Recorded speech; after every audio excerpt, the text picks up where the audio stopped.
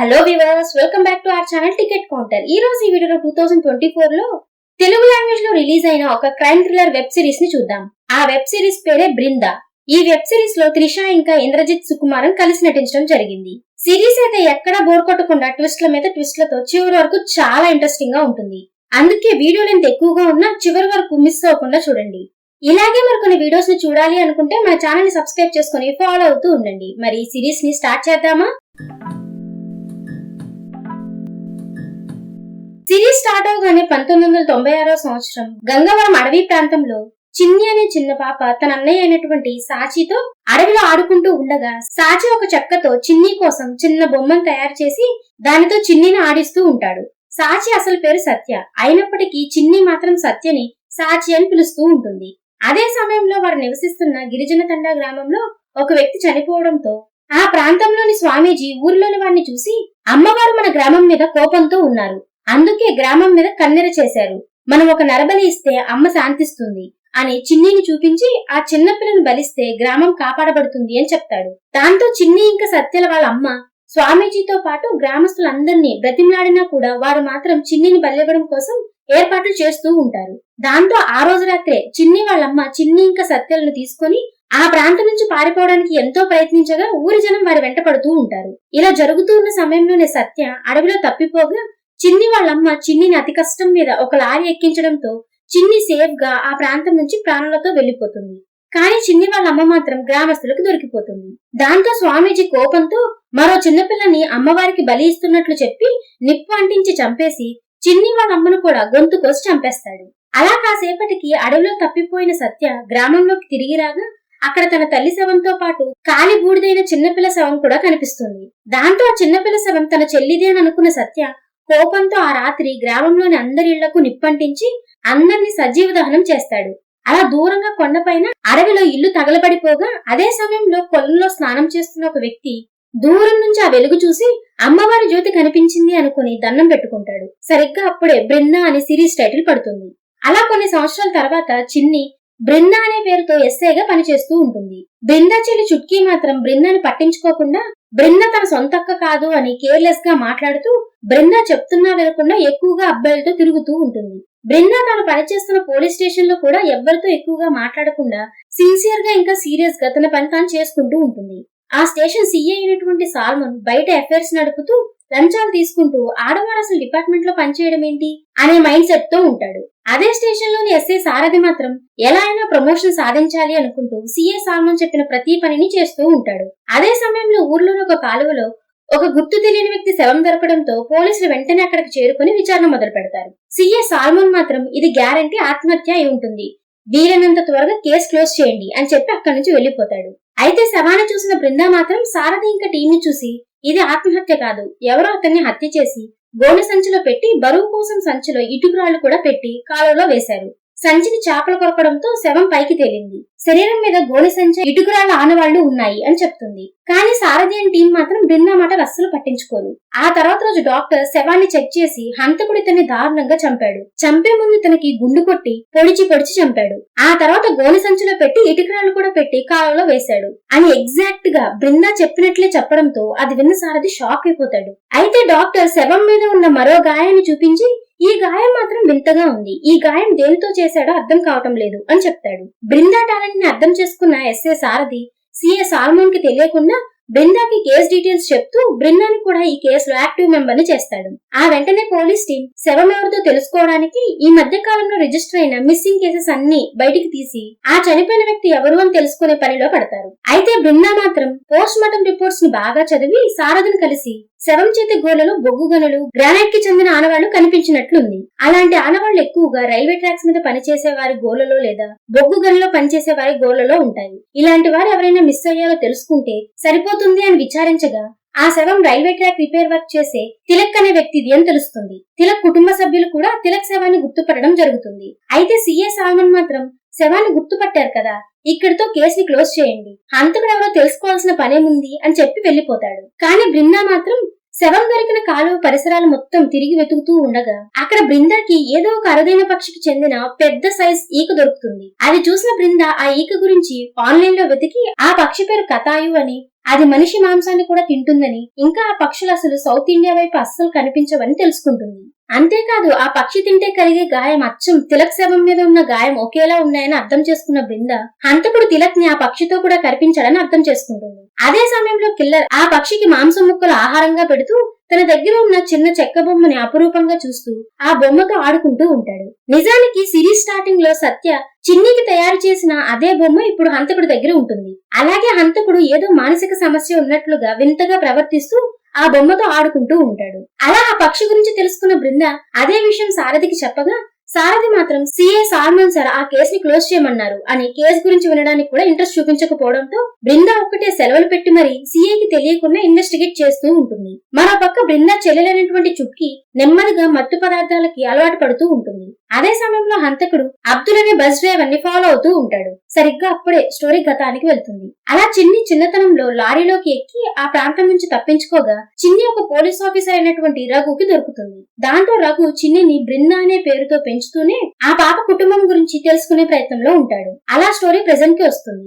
బృంద బాగా ఆలోచించి హంతకుడు తిలక్ ని చంపిన స్టైల్ చూస్తే హంతకుడు మొదటిసారి హత్య చేసినట్లు లేదు. అంటే హంతకుడు ముందుగానే ఇలాంటి హత్యలు చేశాడేమో అని వేరువేరు స్టేషన్ కి చెందిన ఫైల్స్ లో సిమిలర్ కేసెస్ కోసం వెతకడం మొదలు పెడుతుంది. అలా అచ్చం అలాంటి కేసులు 4 వేరువేరు స్టేషన్ లో రిజిస్టర్ అయినట్లు తెలుసుకున్న బృంద వెంటనే సారథిని కలిసి నేను ఒక్కదాన్ని వెతికితే 4 సిమిలర్ కేసెస్ దొరికాయి, అదే ఒక టీం కలిసి వెతికితే ఇంకా ఎక్కువ దొరుకుతాయి. హంతకుడు అందరినీ చంపే ముందు గుండు కొట్టి అరుదైన పక్షితో పొడిపించి ఆ తర్వాత దారుణంగా చంపుతున్నాడు. అంతేకాదు అందరి శవాలని ఒకేలా కాలువలో వేస్తున్నాడు. ఇంకా ఇలాంటి కేసులు ఎన్ని రిజిస్టర్ అయి ఉన్నాయో తెలియదు అని కంప్లీట్ రిపోర్ట్ ని ఇవ్వగా సారథి ఆ రిపోర్ట్ ని సిఏ సాల్మన్ కి చూపిస్తాడు. అప్పుడు సిఏ సాల్మన్ ఆ రిపోర్ట్ ని తీసుకువెళ్లి ఏసీపీకి చూపించి తనే సొంతంగా రిపోర్ట్ చేసినట్లు చెప్పడంతో ఏసీపీ సిఏ సాల్మన్ ని ఎస్ఐటి టీం హెడ్ గా నియమిస్తాడు. అంతేకాదు ఎస్ఐటి టీం తో విచారణ జరిపించమంటాడు. దాంతో సాల్మన్ బృందాన్ని సైడ్ చేసి క్రెడిట్స్ మొత్తం కొట్టేయాలని చూస్తూ ఉంటాడు. సరిగ్గా అదే సమయంలో హంతకుడు డ్రైవర్ అబ్దుల్ ని కిడ్నాప్ చేసి తీసుకువెళ్లిపోతాడు.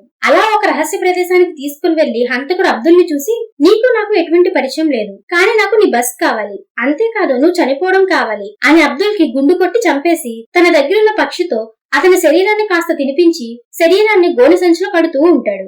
అదే సమయంలో సారథి వెళ్లి ఏసీపీని కలిసి విచారణ మొత్తం బృందానే చేసింది, సీఏ తాను చేసినట్లుగా అబద్ధం చెప్పాడని చెప్పడంతో వెంటనే ఏసీపీ సీఐని ఎస్ఐటి టీం నుంచి తీసేసి బృందాన్ని టీంలోకి తీసుకుంటాడు. దాంతో సీఏ సాల్మన్ సారథి ఇంకా బృందా మీద చాలా కోపం పెంచుకుంటాడు. అదే సమయంలో బృందా ఇంకా టీం సిమిలర్ కేసెస్ కోసం విచారణ మొదలు పెడతారు. మరో పక్క హంతకుడు అబ్దుల్ శవాన్ని కాలువలో పడేసి తిరిగి వెళ్లబోతూ ఉండగా అటుగా వెళ్లిన 2 పోలీసులు హంతకుడిని చూసి ఇక్కడేం చేస్తున్నావు అని అడగగా అతను వీరిని చూసి ఇప్పుడే అబ్దుల్ ని కాలువలో వేసి వెళ్తున్నా అని చెప్తాడు. కానీ ఆ పోలీసులకి అక్కడే ఒక గంజాయి కలిపిన సిగరెట్ దొరకడంతో వాళ్ళు హంతకుడిని చూసి వీడు గంజాయి తాగి ఏదేదో పిచ్చిగా వాగుతున్నాడు అనే ఉద్దేశంతో అతని మాటలు పట్టించుకోకుండా హంతకుడిని గంజాయి కేసులో అరెస్ట్ చేసి తీసుకువెళ్తారు. మరో పక్క బృందా చెల్లి చుట్కీకి రిషి అనే అబ్బాయితో పరిచయం ఏర్పడి తనతో బాగా క్లోజ్ గా మూవ్ అవుతూ ఉంటుంది. మరో పక్క బృందా వెళ్లి పక్షుల గురించి బాగా తెలిసిన వ్యక్తిని కలిసి హంతకుడి దగ్గర ఉన్న కతాయు అనే పక్షి గురించి అడగగా ఆ వ్యక్తి బృందాన్ని చూసి ఈ పక్షి మన ప్రాంతంలో అస్సలు దొరకదు, ఉత్తరప్రదేశ్ లో కేక్లి అనే జాతి వారు ఎక్కువగా ఈ పక్షులను పెంచుతూ ఉంటారు. ఆ జాతి వారు ఎక్కువగా కాళీమాతను పూజిస్తూ వారిలో ఎవరైనా చనిపోతే ఆ చనిపోయిన వారి శరీరంలోని కొంత భాగాన్ని ఆ పక్షులకు ఆహారంగా వేస్తారు. అలా చేస్తే చనిపోయిన వారికి పునర్జన్మ లేకుండా ఉంటుందని వారి నమ్మకం అని చెప్తాడు. అది విన్న బృంద అంటే హంతకుడు హత్య చేసి తన చేతిలో చనిపోయిన వారికి పునర్జన్మ లేకుండా ఉండడం కోసం ఇలా పక్షితో వారి శవాన్ని తినిపిస్తున్నాడా అని అనుకుంటుంది. అంతేకాకుండా బృంద తన టీం ని చూసి ప్రస్తుతం మిస్సింగ్ కంప్లైంట్స్ రిజిస్టర్ అయిన అన్ని కేసెస్ ని విచారణ జరిపితే హంతకుడు నెక్స్ట్ ఎవరిని చంపుతాడో తెలుస్తుంది. అందుకే మిస్సింగ్ కంప్లైంట్స్ మొత్తం విచారణ జరిపించండి అని చెప్తుంది. అలా డ్రైవర్ అబ్దుల్ మిస్సింగ్ కంప్లైంట్ ని కూడా ఓపెన్ చేసిన బృంద అబ్దుల్ కోసం వెతుకుతూ అబ్దుల్ ఇంటి పరిసర ప్రాంతాల్లోని నిర్మానుష్యమైన ప్లేస్ కి వెళ్ళగా హంతకుడు అబ్దుల్ ని చంపిన ఏరియాకి చేరుకుంటుంది. అక్కడ ఉన్న రక్తపు మరకలు చూసిన బృంద వెంటనే తన టీం ని పిలవడంతో అక్కడ దొరికిన రక్తాన్ని టెస్ట్ చేసి అది అబ్దుల్ రక్తమే అని గుర్తిస్తారు. దాంతో అబ్దుల్ శరీరం ఎక్కడ ఉందా అని వెతకడం మొదలు పెట్టగా అదే క్రైమ్ సీన్ లో ఒక ఏటీఎం స్లిప్ దొరుకుతుంది. దాంతో బృంద వెంటనే ఏసీపీని కలిసి క్రైమ్ సీన్ లో ఆనంద్ అనే వ్యక్తికి చెందిన ఏటీఎం స్లిప్ దొరికింది, అందుకే ఆనంద్ ని విచారించాలి అని చెప్తుంది. అది విన్న ఏసీపీ ఆనంద్ ఒక పేరున్న కాలేజ్ లో ప్రొఫెసర్, అలాగే ఎటువంటి క్రిమినల్ బ్యాక్గ్రౌండ్ లేదు, పైగా తన సొంత డబ్బుతో ఒక ట్రస్ట్ ని రన్ చేస్తూ అందరికి సహాయం చేస్తూ ఉంటాడు. ఒక ఏటీఎం స్లిప్ స్లిప్ ని ఆధారంగా చేసుకుని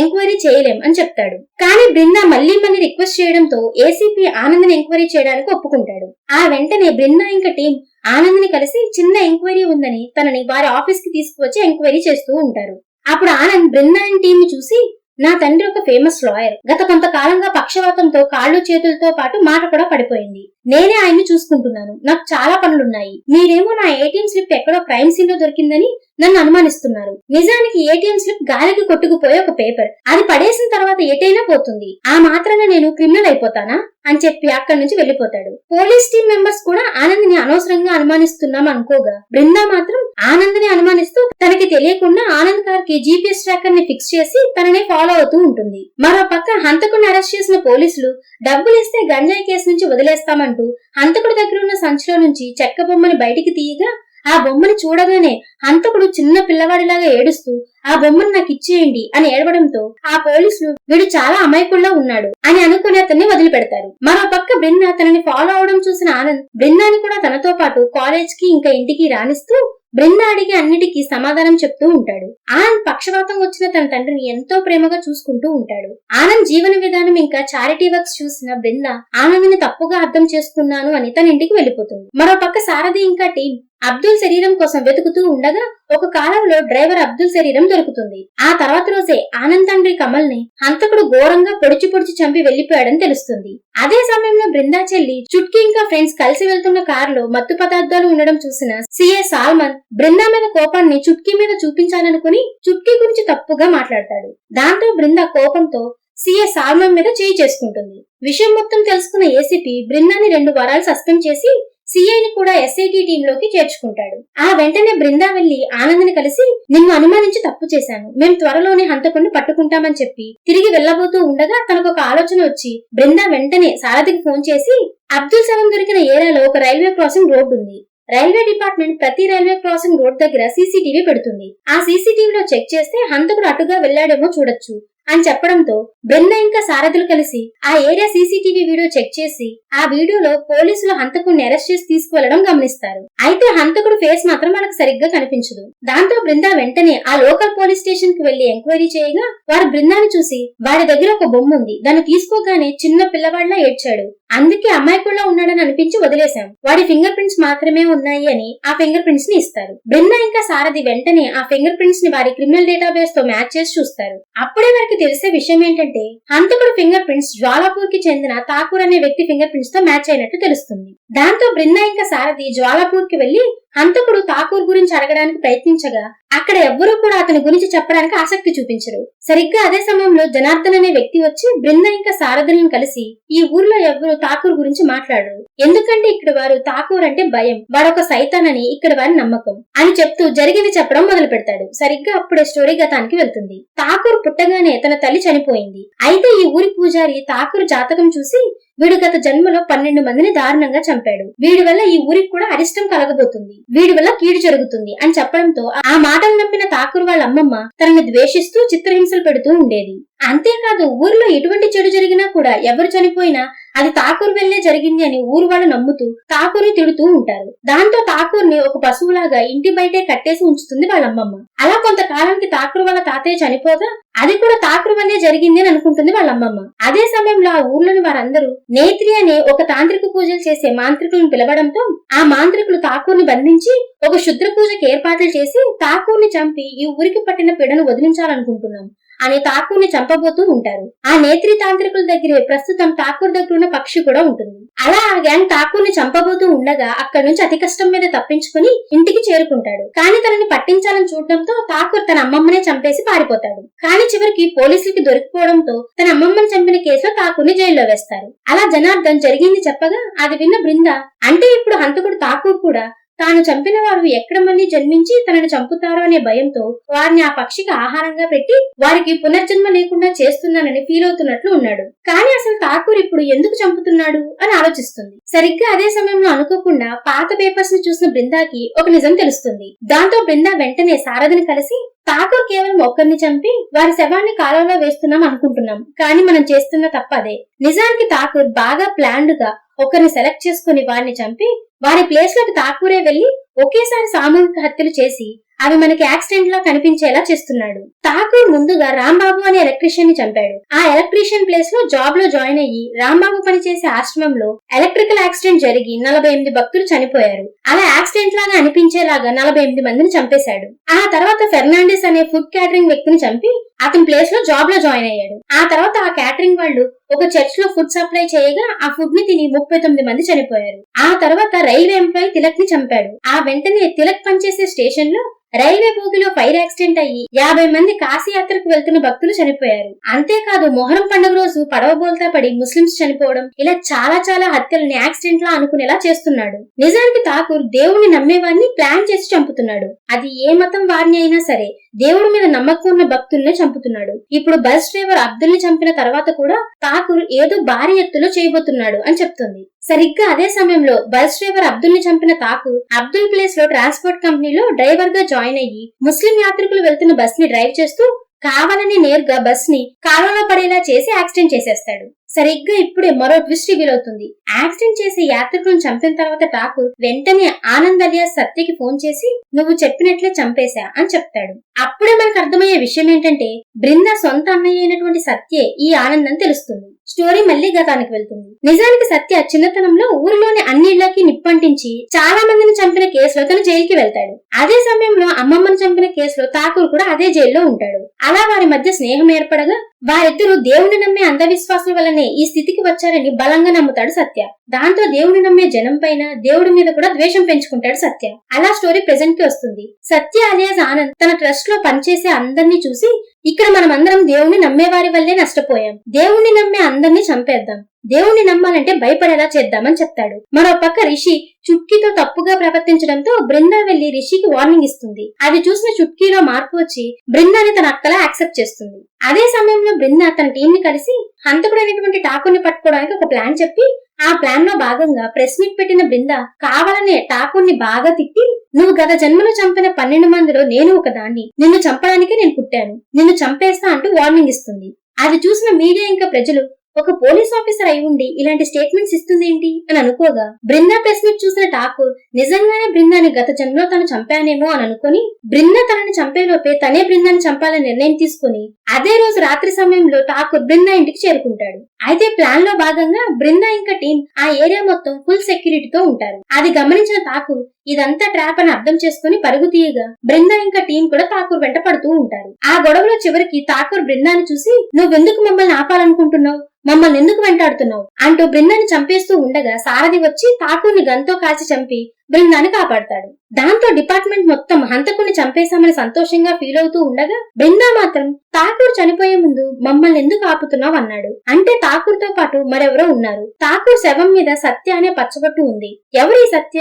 అలాగే ఠాకూర్ హత్యలు చేసిన ప్రతిరోజు ఒక నెంబర్ నుండి ఠాకూర్ కి ఫోన్ కాల్స్ వచ్చున్నాయి. ఆ నెంబర్ ఎవరిది అని బాగా ఆలోచించి ఠాకూర్ కి ఊర్లో స్నేహితులు ఎవ్వరూ లేరు కాబట్టి ఠాకూర్ కి జైల్లో ఎవరైనా బెస్ట్ ఫ్రెండ్స్ ఉన్నారా అని జైల్ రికార్డ్స్ లో సత్య డీటెయిల్స్ కోసం వెతుకుతుంది. అలా రికార్డ్స్ వెతుకుతూ ఉండగా ఇంకో భయంకరమైన ట్విస్ట్ రివీల్ అవుతుంది. అదేంటంటే సత్యని కూడా బృందాన్ని చదివించిన రఘునే జైలు నుంచి విడిపించి చదివించడానికి రికార్డ్స్ లో ఉంటుంది. దాంతో బృందా వెళ్లి తనని పెంచిన వసుంధరని కలిసి నాన్న ఎందుకు ఒక క్రిమినల్ ని చేరతీసి చదివించారు, ఇంతకీ ఆ సత్య ఎవరు, ఈ విషయం ఎందుకు ఎప్పుడు నాతో చెప్పలేదు అని అడుగుతుంది. అది విన్న వసుంధర ఆ సత్య మరెవరో కాదు నీ సొంత అన్నయ్య అంటూ జరిగింది చెప్పడం మొదలు పెడుతుంది. అలా స్టోరీ గతానికి వెళ్తుంది. నిజానికి బృందాన్ని పెంచుకుంటున్న రఘు తన కుటుంబం గురించి వెతుకుతూ చివరికి తన అన్న సత్య జైల్లో ఉండడం తెలుసుకొని సత్యని కలిసి నువ్వెందుకు ఇంకా నీ శిక్షాకాలం పూర్తయినా కూడా ఇలా 4 గోడల మధ్య చదువుకుంటున్నావు, నేను బయటికి తీసుకువెళ్లి చదివిస్తా, నేను నీ బాధ్యతలు తీసుకుంటానంటాడు. అయితే సత్య మాత్రం నాకు బయట ప్రపంచం చూడాలని లేదు అంటూ రఘు మాటలు అస్సలు పట్టించుకోడు. దాంతో అదే జైల్లో ఉన్న ఠాకూర్ సత్యని చూసి నువ్వు బయటకు వెళ్లి బాగా చదువుకో, ఆ తర్వాత నన్ను కూడా బయటికి తీసుకువెళ్ళు, మనం బయట సంతోషంగా ఉందాం అని చెప్పడంతో సత్య రఘుతో బయటికి రావడానికి ఒప్పుకుంటాడు. దాంతో రఘు సత్యని కాలేజ్ లో జాయిన్ చేసి హాస్టల్లో ఉంచి చదివిస్తూ ఉంటాడు. అయితే సత్య మాత్రం దేవుడి పేరుతో మూఢనమ్మకాలతో జరుగుతున్న దారుణాలు చూసి దేవుడి మీద ఇంకా కోపం పెంచుకుంటూ ఉంటాడు. సత్య మొదట్లో రఘుతో అంత మంచిగా మాట్లాడినప్పటికీ ఆ తర్వాత రఘుకి బాగా దగ్గరవుతాడు. సత్య చదువు పూర్తయిన తర్వాత తనకి బృందాన్ని పరిచయం చేయాలని అనుకుంటూ ఉంటాడు రఘు. అలా ఒక రోజు సత్యని బృందాన్ని పరిచయం చేద్దామని అనుకుని సత్య దగ్గరికి వెళ్ళగా సత్య మాత్రం ముస్లిం మత పెద్దలు మతం పేరుతో ఒక అమ్మాయిని చంపబోతున్నారని చెప్పి వెంటనే ఆ అమ్మాయిని కాపాడడానికి వెళ్ళగా అప్పుడు ఆ మత పెద్దలు ఆ అమ్మాయిని చంపడమే కాకుండా అడ్డు వచ్చిన రఘు ఇంకా సత్యాలను కూడా పొడి చేస్తారు. దాంతో రఘు అక్కడికక్కడే చనిపోగా సత్య ప్రాణాలతో బయటపడతాడు. అలా వసుంధర జరిగింది మొత్తం చెప్పి ఇప్పుడు మీ అన్నయ్య ఏమయ్యాడో నాకు తెలియదు అని అంటుంది.